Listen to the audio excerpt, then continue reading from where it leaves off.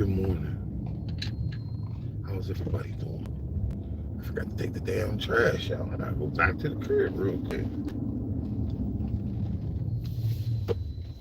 Yeah.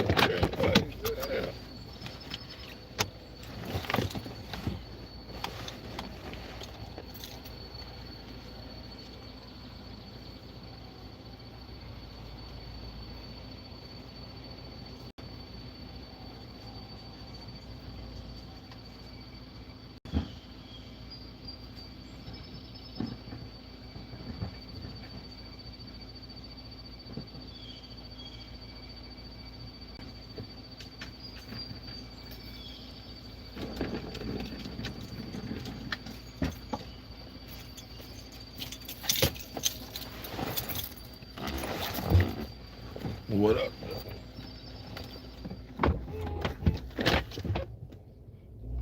It's Monday. I hear everybody's upset about that Espistine.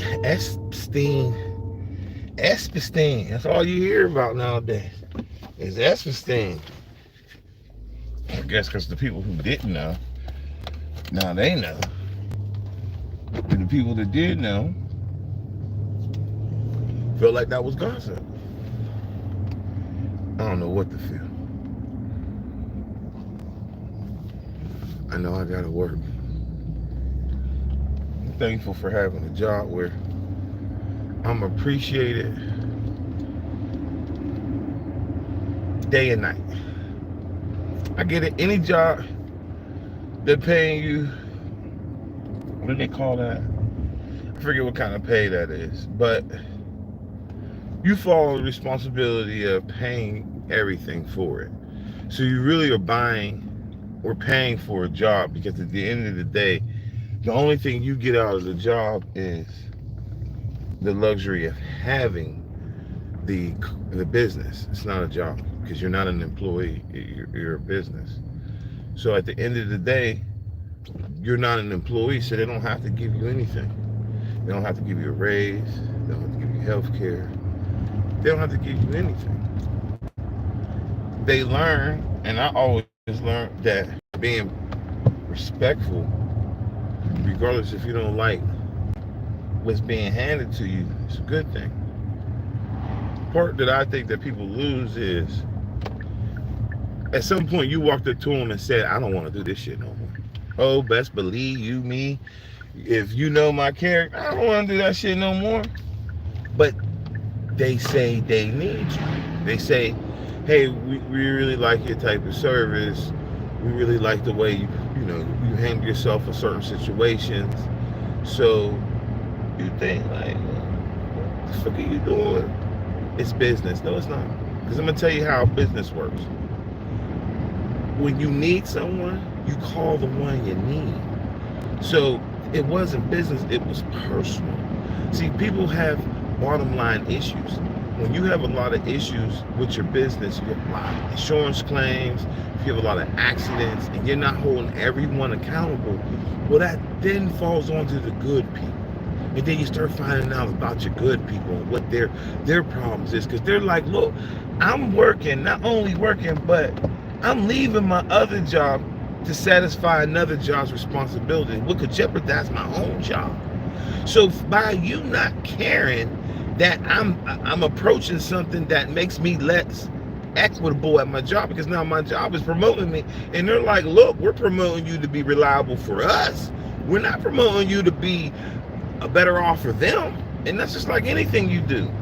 You can't be in the street and playing both sides. So you ain't gonna go to work and play both sides neither. And I think a lot of people, when you got this color skin, they kind of believe that you can be bought. Like, it's kind of like a dismissive undertone, like, nigga, shut up, you gonna do whatever it is about some money. Yeah, but when you walk to somebody a year ago and you say, man, I don't want to do this shit no more because it's taken away from the bottom line. Oh no, just come to us if you're, oh, I came to you. But when I came to you on my terms, when I needed. I don't want to do it. I don't want to do it because I had something going on in my own life. But see, what people do is they model their program off of what the rules are. So if the rules say you can't rebuttal, you can't this, you can't that, then as soon as you open your mouth and say, hey, I don't think this is fair. You gotta follow the rules. Follow the rules. This shit don't even look like it's rule light. It look it looks systemic. It look biased. But when you around an environment of people your whole life that try to play games and try to talk down to you, you start realizing that it's just something that you got to become more proficient at. It ain't always about the job. It's always about the way they treat you at the job. And they don't see that. A lot of people don't give a fuck about that no more. You only live one life. One day you're going to wake up, next day your ass will be gone. You know what I mean? So you don't get caught up in losses. Don't get caught up. You got plenty of those coming. There's plenty of losses. I mean, shit. You might lose a loved one, a mentor. You think a job or something that basically is inconveniencing you from even seeing your own family. You think that's really necessary to call yourself a great man when you never decided for yourself where you want to be? All the money in the world can't put you where you want to be.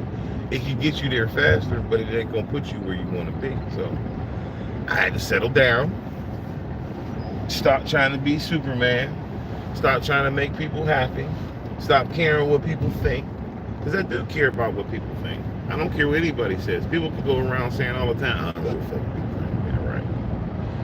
Yeah, right. Because if you didn't, you wouldn't be online talking about things that you've experienced. You do care what people think. You may not let that dictate your life. You may not let that put a role in your everyday well-being, but you care about what people say. You do. You have to. If you don't, you just walking around this motherfucker ignorant as a motherfucker. Constructive criticism is important. But the type of criticism that they got for this generation is not the same as it was when I first started. You know, when you hit a certain roadblock in your life, people would be there for you in certain aspects. Now it's all about get back. It's all about a talking point. Keep to yourself then. What makes people mad then when you keep to yourself is like you trying to be better than me. You trying to show, no, I just ain't built in that design. And that's the truth. You just ain't built in that design. If you ain't built in that design, you ain't built in that design. You know, people got to learn how to respect that because everybody has a different breaking point. Everybody's reaction is different. Yeah. Simple as that. So, unfortunately, we living in almost a servitude, slave type world right now where people get deported for just saying anything wrong to people. But this goes back to show, like people got so complacent and they didn't vote, or if they voted for a hidden agenda. Oh, I was gonna get the stock market. Stock market's gonna be called volatile for a while, everybody. Yeah, that's gonna be a very volatile stock market with somebody like this around. Not saying that some of his ideas don't work, and there is a good conversation to have.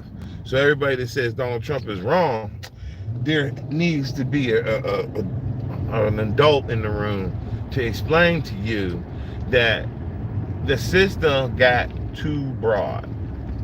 So if the system got too broad, too big, you got people getting shit that don't deserve shit. Now you got Vietnam veterans, you got motherfuckers from Michigan who got brain injuries from bad water that are American, and they're tapping into this system called Social Security. Oh, great, whatever. But Social Security wasn't designed for young people. It just wasn't. It wasn't designed for kids to get it.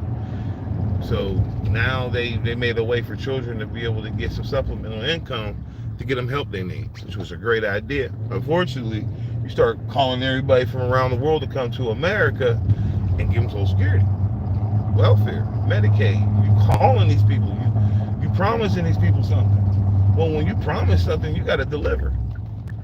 And I think people miss that point that with Medicare and Social Security and welfare, that's a political gun that they fire to get where they want to be politically.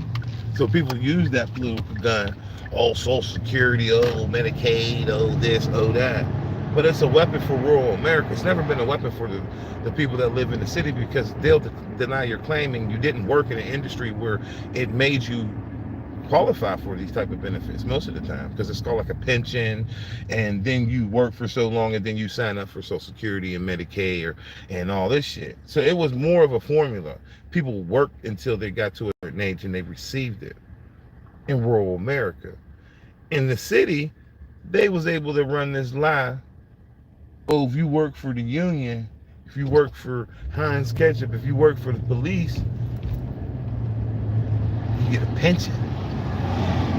And what that created was legacy costs. And right now, it's not even the cost of hiring people. That's the thing I'm pointing out. It's not even the cost of hiring people that's expensive. It's the legacy cost. It's the cost behind running an organization that you have people who built your organization. And that's why I'm making this video today. The argument that Donald Trump is making isn't to delegitimize the people that's in this present day. It's to delegitimize the working class right now. And everybody wake up with their own hidden agenda, selfish fucking mentality. But you're paying into a susu that you will never be able to receive any funds from, because the doctrine that they're trying to run into is self-pay. This is a self-pay system. They want your health care to be put in the stock market because they can value and devalue your health by you being responsible for the net cost, by using a market to judge what value you have on your own damn life. So if you don't put $9,000 a month in your bank account for your Social Security or your retirement, when you get sick, you won't have care. You will have care, but it'll be fee for services. And because it becomes fee for services, it's private care. Now you're paying somebody out of pocket. By having a SUSU that has everybody working to it, the Affordable Care Act, whatever you want to call it, the Trump Health Care Better Plan, whatever the fuck you want to call it. But when you take something away like that pays people to put in, for every dollar you get to, why you think you pay a premium? It's to transfer the risk. So if you take all these people out of a market and you say, hey, state, you're responsible for the well-being of these people, the SUSU is going to fall apart, and it's all based upon people not recognizing that the goal is to make you have less. See, black community, say it like this, we went from having a transportation industry where you can go get your driver's license, get your birth certificate, all your one place at a one-stop shop. But when political people got the gun in their hand, they start closing those type of departments in poor neighborhoods so they can stop them from being able to vote. That's why, oh yeah, we're saving money. But you've ever noticed they're saving money as a systematic way. It will never gain them no reality until people who live that reality start speaking up and saying, look, you mean to tell me you think because you take from the people in the city or a mass populated area, you're going to gain more tax revenue by punishing them? No. How can you punish? We're all standing next to each other can get us everybody sick. You're going to get everybody sick. So you don't think the Department of Health, Center of Disease and Control is not going to put their eye on mass populated areas? You just had somebody die of the plague. The plague. You know how old the fucking plague is?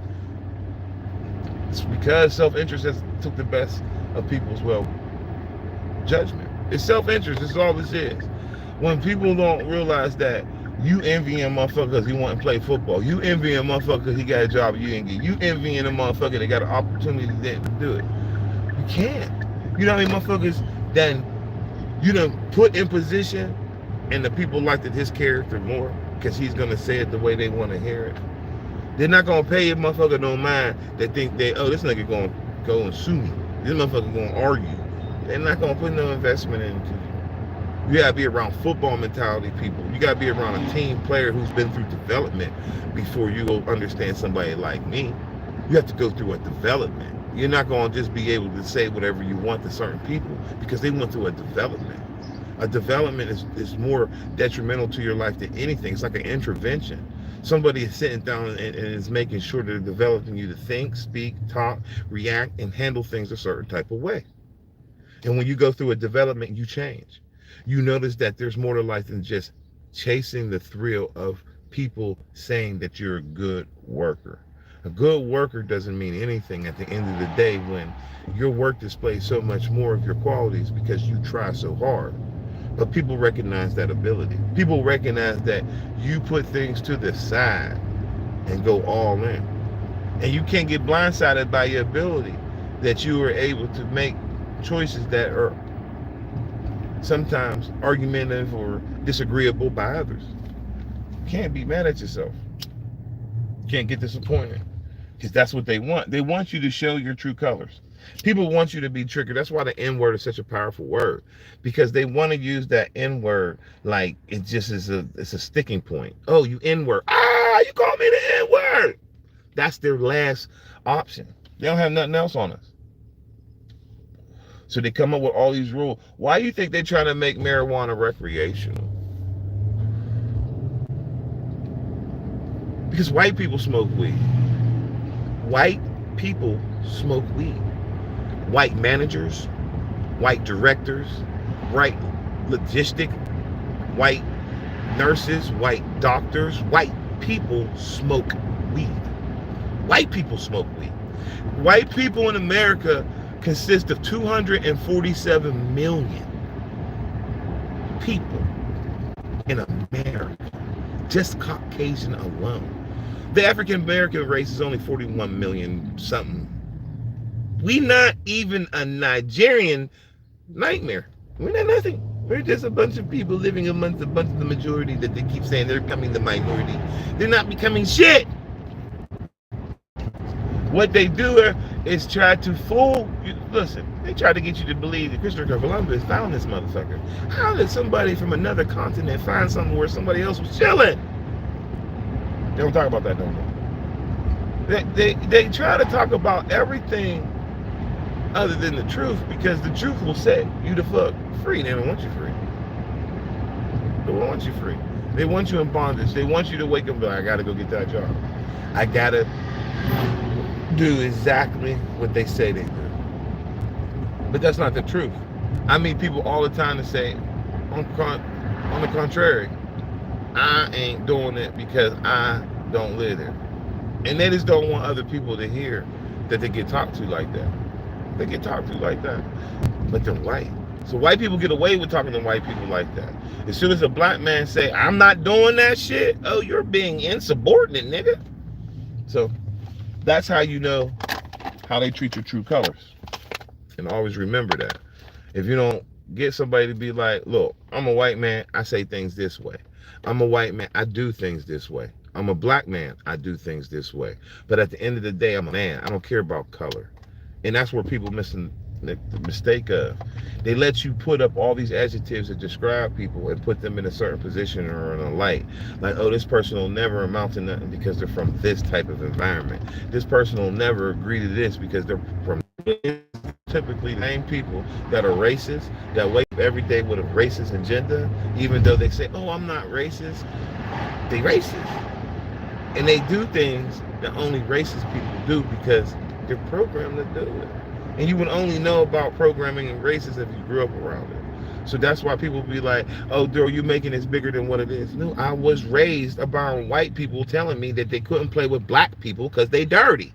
What is you talking about? What is you talking about? The same motherfuckers that can get on my page and be my friend on Facebook, they used to say the N-word heavenly. What are you talking about? We were kids. We didn't know no better. They call us a name, we call them a name. And we be friends later on that day, but they knew about it. It wasn't a secret. It wasn't a hidden self-interest agenda. Because that's what this is. You want to go into these rural communities. I was a chauffeur for 20 years. You go into these rural communities and you hear these kids see and live a quality of life you'll never live. Motherfuckers got the nerve to be pulling up gangster rap. Fuck they know about gangster rap. What the fuck they know about anything that does? In their neighborhood don't even have drive-by shooting. The worst they got is Espastines. They got people molesting little girls in their neighborhood. That's the worst thing they got going on in these big-ass houses. They ain't got no drugs going on. They ain't got no fucking shootings, drive-bys, fucking CYS coming into their house. They don't got none of that shit going on. They don't got the feds coming around, kicking in fucking doors at barbershops. They don't got none of that shit coming around.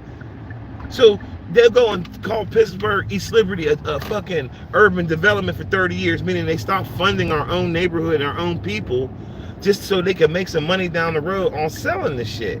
And we sitting back worried about self-interest. Oh, I want to be a politician. You don't want to be a politician. You want to take advantage of your own people. Fuck that. That's what you want to do. You want something for nothing. You want to be able to know all the political secrets. And then when it's time to fund your community, you want it to be purposed on what you want. You don't want it to be purposed fairly. But like I said, once you're in a position to understand how people will truly treat you, you got to take the good with the bad. Stay blessed, stay positive, stay prayed up.